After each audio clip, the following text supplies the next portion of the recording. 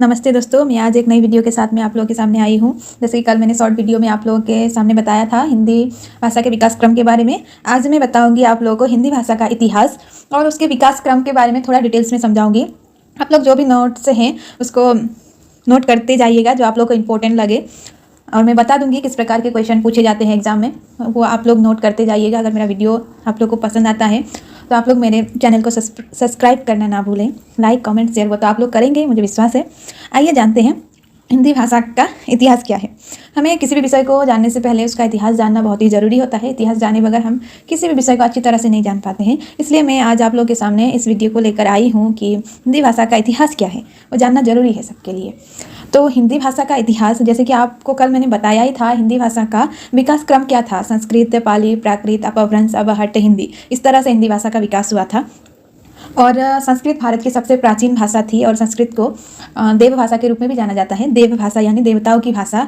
और यह भी है कि संस्कृत सभी भाषाओं की जननी है, अर्थात सभी भाषा का जन्म संस्कृत भाषा से ही हुआ है। सबसे पहले और प्राचीनतम भाषा, सबसे पहली भाषा और प्राचीनतम भाषा ही संस्कृत है। तो आइए इसके इतिहास के बारे में जानते हैं।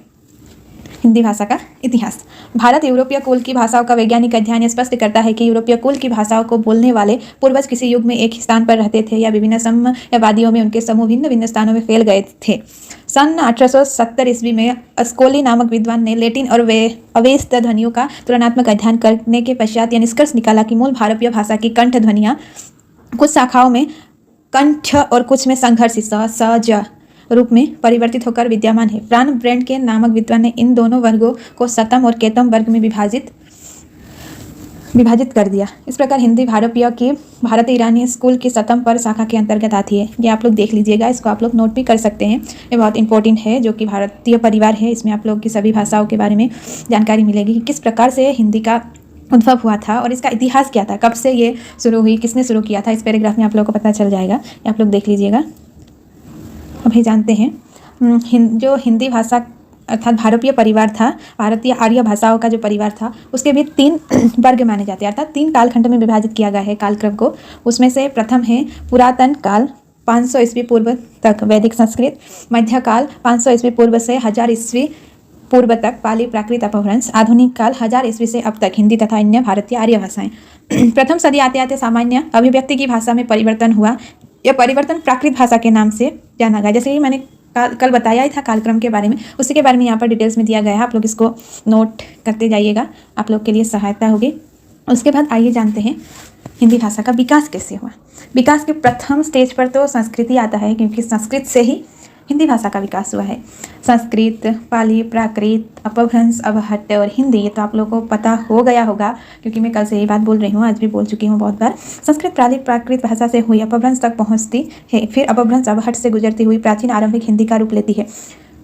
ये क्वेश्चन आप लोग के लिए बहुत इंपॉर्टेंट होगा। हिंदी भाषा के इतिहास का आरंभ अपभ्रंश से माना जाता है। हिंदी भाषा का इतिहास का आरंभ कौन सी भाषा से माना जाता है? ये क्वेश्चन बहुत बार पूछा गया है, मैंने भी एग्जाम में लिखा था, आया था ये क्वेश्चन।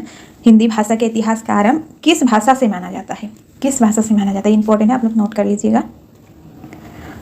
ये आप लोग देख लीजिए। हिंदी भाषा के विकास को 3 भागों में विभाजित किया गया है। हिंदी भाषा के विकास को 3, प्राचीन काल, मध्यकाल और आधुनिक काल। 3 भाग क्या क्या है?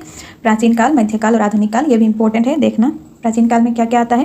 प्राचीन काल में आदिकाल 1000 ईस्वी से 1400 ईस्वी तक, आप लोग पढ़ लीजिएगा। मध्यकाल 1400 ईस्वी से 1850 ईस्वी तक। उसके बाद आधुनिक काल 1850 ईस्वी से अब तक,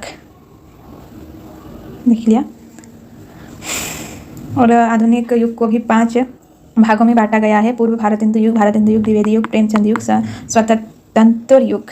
ये सब भी देख लीजिएगा आप लोग। सभी एक ही वीडियो में बताना संभव नहीं होगा, क्योंकि बहुत ही लंबा हो जाएगा वीडियो। तो आप लोग ये देखकर नोट करते जाइएगा। मैं PDF भी आप लोग को दे दूँगी डिस्क्रिप्शन में, तो वहाँ से डाउनलोड करके आप एक अच्छा नोट्स तैयार कर सकते हैं। इस प्रकार आज हम इस लेख के माध्यम से हिंदी भाषा का इतिहास और हिंदी भाषा का विकास के विषय में पढ़ा। मुझे उम्मीद है कि आप सभी को यह लेख पसंद आया होगा। आप मुझे किसी भी प्रकार के सुझाव देना चाहते हैं तो नीचे कमेंट बॉक्स में कमेंट करके मुझे बता सकते हैं, और इसे ज़्यादा से ज़्यादा शेयर करें। धन्यवाद, और सब्सक्राइब करना ना भूलें।